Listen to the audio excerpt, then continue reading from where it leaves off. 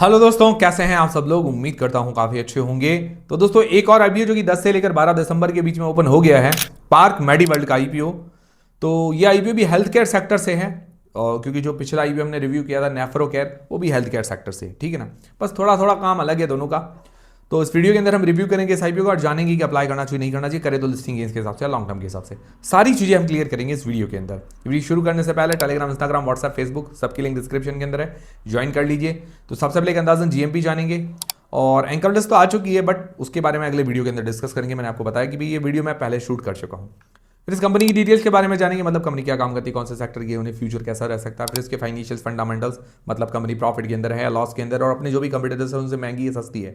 फिर इस आईपीओ की डिटेल्स अंत में जानेंगे, अप्लाई करना चाहिए नहीं करना चाहिए, करे तो लिस्टिंग गेंस के हिसाब से, लॉन्ग टर्म के हिसाब से सारी चीजें हम क्लियर करेंगे इस वीडियो के अंदर।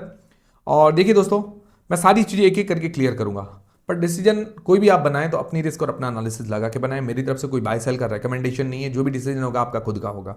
और जीएमपी वगैरह के बारे में जो डिस्कस करते हैं वो सिर्फ एक अंदाजा है, रेफरेंस के लिए जान रहे हैं। ये कोई फिक्स पैरामीटर नहीं है, इसके भरोसे आपको डिसीजन नहीं बनाना है। सारी चीजें क्लियर है। सबसे पहले एक अंदाजन ग्रे मार्केट का प्रीमियम जानते हैं, तो लगभग 14%, 14% के आसपास बता रहा है। लगभग 23 से 25 रुपए के बीच में इसकी जीएमपी मान के चल सकते हैं। तो जीएमपी ठीक है, मतलब इतनी ज्यादा भी नहीं है बट इतनी कम भी नहीं है। फिर बात करें इस कंपनी की डिटेल्स के बारे में, मतलब ये कंपनी काम क्या करती है। तो कंपनी जो है सन 2011 के अंदर इनकॉर्पोरेट हुई थी। करीब करीब 14 साल हो गए हैं अपने ही सेक्टर के अंदर, ठीक ठाक एक्सपीरियंस हो गया है। तो ये कंपनी क्या करती है कि ज्यादातर ये हॉस्पिटल्स वगैरह जो होते हैं उनको ओन करती है, मतलब उनके इसके खुद के हॉस्पिटल्स भी हैं, उनको मैनेज करती है, रन करती है। ये मेन इसका काम है। अभी देखा जाए तो ये 14 मल्टी स्पेशलिटी हॉस्पिटल जो है उनको ऑपरेट करती है पार्क ब्रांड नाम से। और जो हॉस्पिटल्स है उनके अंदर 30 से ज्यादा ये सर्विसेज देती है, जैसे इंटरनल मेडिसिन है, न्यूरोलॉजी है, यूरोलॉजी है, जनरल सर्जरी है, इस तरह की कई सारी सर्विसेज देती है। 3000 की बेड कैपेसिटी है। और ज्यादातर इस कंपनी का जो काम है मैनेजमेंट करना, हॉस्पिटल के अंदर काफी सारी मैनेजमेंट की चीजें होती है, वो करती है। सेक्टर तो ठीक है बट हाईली कॉम्पिटिटिव सेक्टर है, बहुत सारी कंपनियां लिस्टेड अनलिस्टेड प्लेयर्स खूब है। तो अब इसके फाइनेंशियल फंडामेंटल्स जान लेते हैं, मतलब भी जो 2023 से 2025 तक दिए गए हैं वो उसके अंदर कुछ स्पेशलिटी है या नहीं है। तो एसेट्स देखा जाए तो साल दर साल ग्रोथ है, एक नॉर्मल ग्रोथ कह सकते हैं। रेवेन्यू के अंदर भी साल दर साल एक नॉर्मल ग्रोथ है, ज्यादा नहीं है।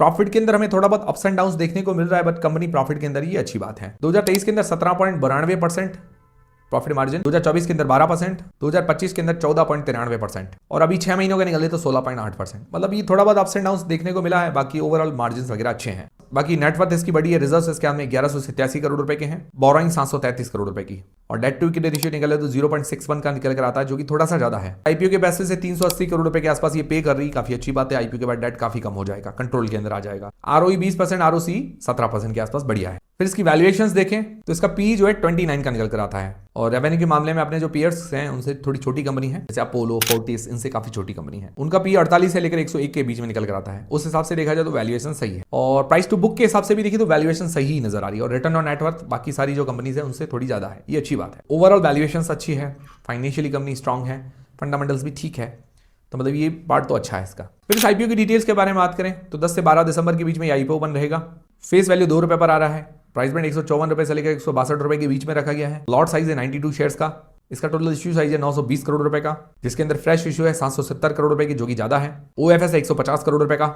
फ्रेश इश्यू से अपना डेट वगैरह पे कर रही है, कंपनी की ग्रोथ में पैसा काम में ले रही है। प्रमोटर की होल्डिंग पहले है 95.5%, बाद में रह जाएगी 82.8%। अच्छी होल्डिंग है, ये भी अच्छी बात। रिटेल पोर्शन 35% का, लिस्टिंग डेट है 17 दिसंबर को। तो ये है कंप्लीट आईपीओ की डिटेल्स। अब सबसे मेन सवाल ये आता है कि क्या इस आईपीओ में अप्लाई करे नहीं करे, करे तो लिस्टिंग गेंस के हिसाब से, लॉन्ग टर्म के हिसाब से। तो देखिए मैं सारी चीजें आपके एक एक करके क्लियर करूंगा, बट डिसीजन आपको अपनी रिस्क, अपना एनालिसिस लगा के बनाना है। और जीएमपी के वगैरह के बारे में जो डिस्कस कर रहे हैं वो सिर्फ एक अंदाजा है, रेफरेंस के लिए जान रहे हैं, इसके भरोसे मत रहिएगा। जो भी डिसीजन होगा आपका खुद का होगा, ठीक है। सबसे पहली चीज है जीएमपी। अभी जीएमपी 14% के आसपास बता रही है, तो जीएमपी के मामले में हाफ पॉइंट देना चाहूंगा। वैल्यूएशन इसकी सही है, तो वैल्यूएशन में पूरा 1 पॉइंट मिल जाता है, क्योंकि पी वाइज और प्राइस टू बुक वाइज दोनों हिसाब से सही है।